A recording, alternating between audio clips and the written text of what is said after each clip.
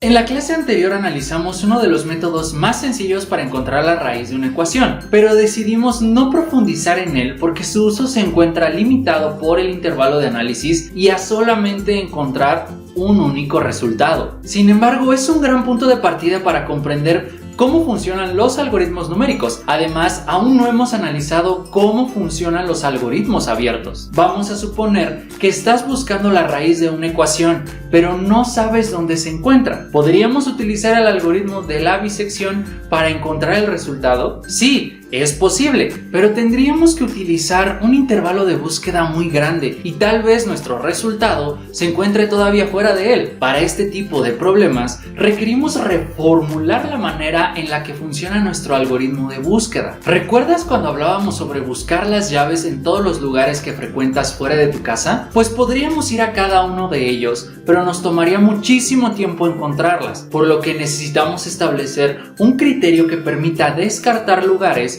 o valores para solo considerar aquellos que son importantes. Matemáticamente, esto se define como el tamaño de paso de la búsqueda, ya que establece un rango de valores en que el sistema trabajará. Por ejemplo, en una función cualquiera definimos un rango de búsqueda para la variable independiente. Tal como ocurrió en el método de la bisección, solamente analizaremos los valores que se encuentran en ese intervalo en específico y así podremos conocer cuáles son los valores de la función en esos dos puntos exclusivamente. Observa que se forma un triángulo rectángulo del cual podemos conocer la inclinación o pendiente de su hipotenusa a partir de la tangente del ángulo que se forma entre el eje X y la misma recta inclinada. Y recuerda que la pendiente de una recta es la representación de la derivada, por lo que podemos interpretar este resultado como la forma numérica de la derivada del primer punto del intervalo. Pero ¿por qué es la derivada del primer punto y no del segundo? Tal como lo establecimos cuando estudiamos la forma numérica de una ecuación diferencial,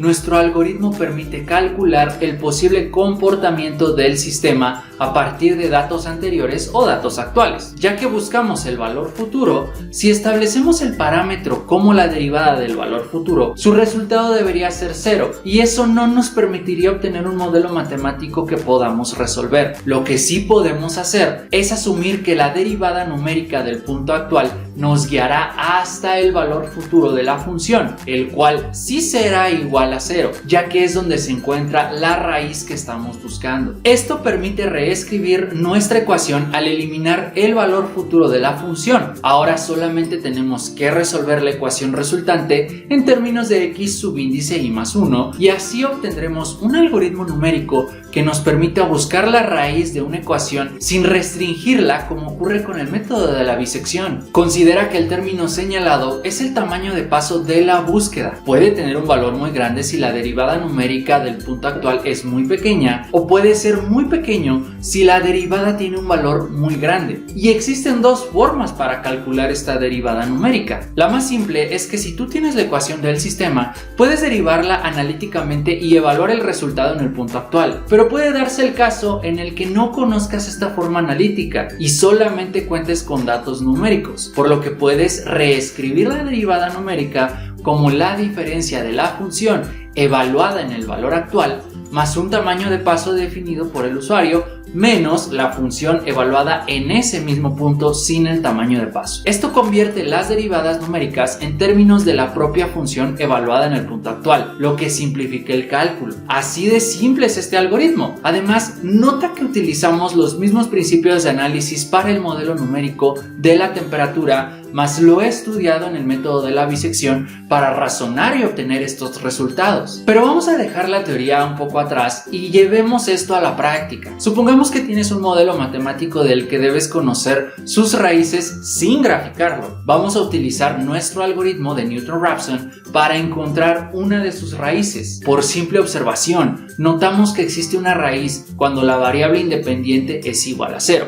Además que la función periódica tiene sus raíces en npi, entonces supondremos que existe una raíz cerca de 2pi, que es igual a aproximadamente 6.2, etc. Vamos a decir que nuestro punto de partida será, por ejemplo, 7, aunque pudiste haber escogido cualquier otro número. Como no sabemos qué tan cerca está de este valor inicial vamos a definir un tamaño de paso o razón de búsqueda de 0.01 unidades. Entre más pequeña sea, más exacto y preciso será tu resultado. Y al calcular valores numéricos, recuerda que podemos no encontrar el valor exacto, por lo que estableceremos un error de 1 milésima que cuando la función sea evaluada en el valor actual de x, si su resultado es menor a este error, podemos considerar que encontramos el valor que estábamos buscando. En la primera iteración obtenemos un resultado cercano a nuestro valor buscado, pero no lo suficientemente cerca como para que el algoritmo se detenga. Sin embargo, las matemáticas son tan exactas y tan bondadosas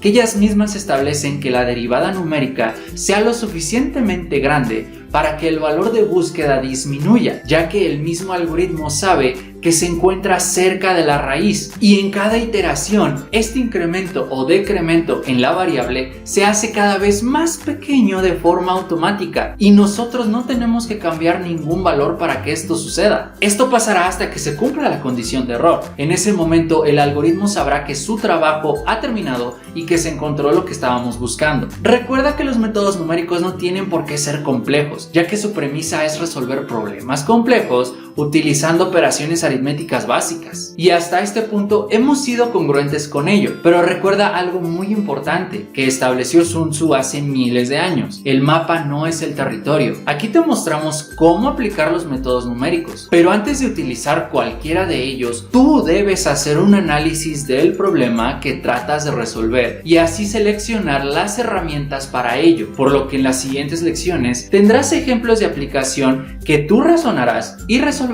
utilizando cualquiera de los algoritmos que hemos visto hasta este momento. Si tienes alguna duda o requieres que extendamos más estas clases, no dudes en contactarnos a través de redes sociales y con gusto te apoyaremos. Mientras tanto, continúa estudiando y nos vemos en la siguiente lección.